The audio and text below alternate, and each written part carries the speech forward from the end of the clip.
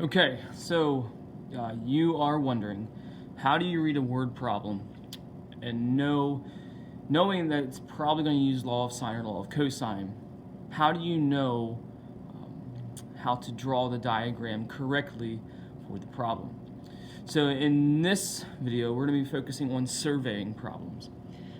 So let's just take an example here. The surveyor is able to determine that the angle to the two trees in front of him is 32 degrees from where he is standing, and that the distance to the tall tree is 75 meters and to the shorter tree is 100 meters. What is the distance between the trees? So with surveying problems, how we draw the triangle really does not matter in terms of its shape. So when I'm going to draw a triangle here.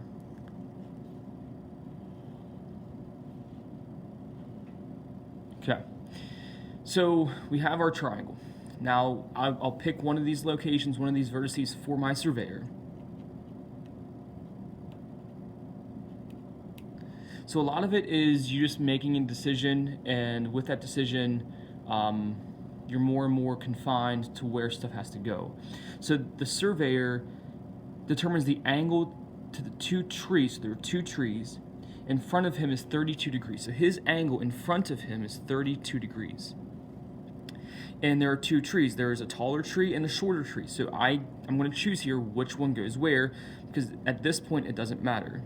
So I'll say tall tree and short tree.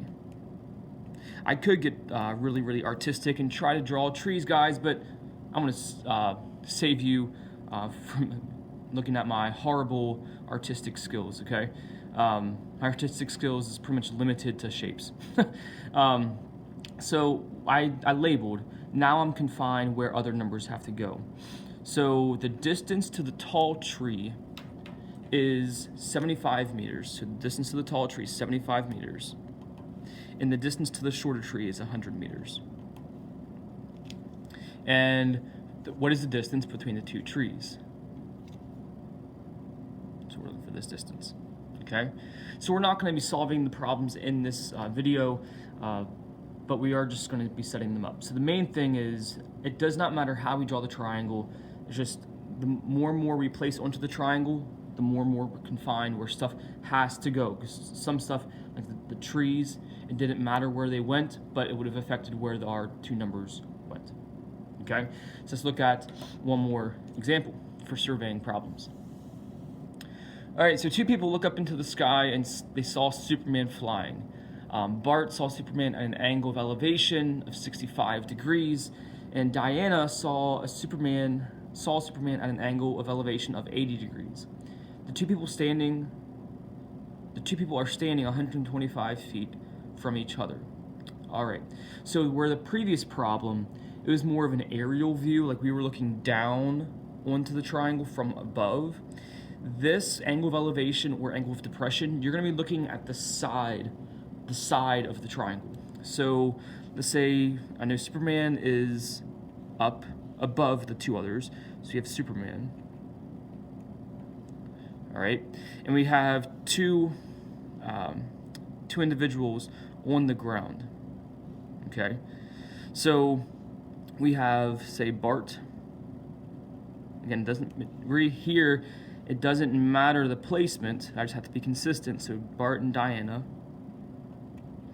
Okay, so angle of elevation, that is the angle in which we have to look up. So I look straight and then we look up. So this angle of elevation, Bart's angle of elevation is 65 degrees. And then Diana's angle of elevation, apparently she's looking in the opposite direction. Her angle of elevation is 80 degrees. Okay, and then the distance between them is 125 feet. So they are asking us to find the distance from each person. So we'll say X and Y, and the height of Superman above the ground. So then we also would need to find this distance, which, if you notice, that length separates our two triangles into, or our single triangle into two right triangles. Now, You might have been wondering, you may not have been, could I have placed Superman somewhere else? For example, how I drew the triangle, I drew it as if Superman is between the two individuals. So I drew it as if the two individuals are looking towards each other and they look up. We are not told exactly how they're looking. So there is another possible way of making this triangle. Okay, actually, I think there are two other ways. So I'm going to draw these two other ways. So let's imagine that we have Bart and Diana. And let's say that Superman is to the right of them.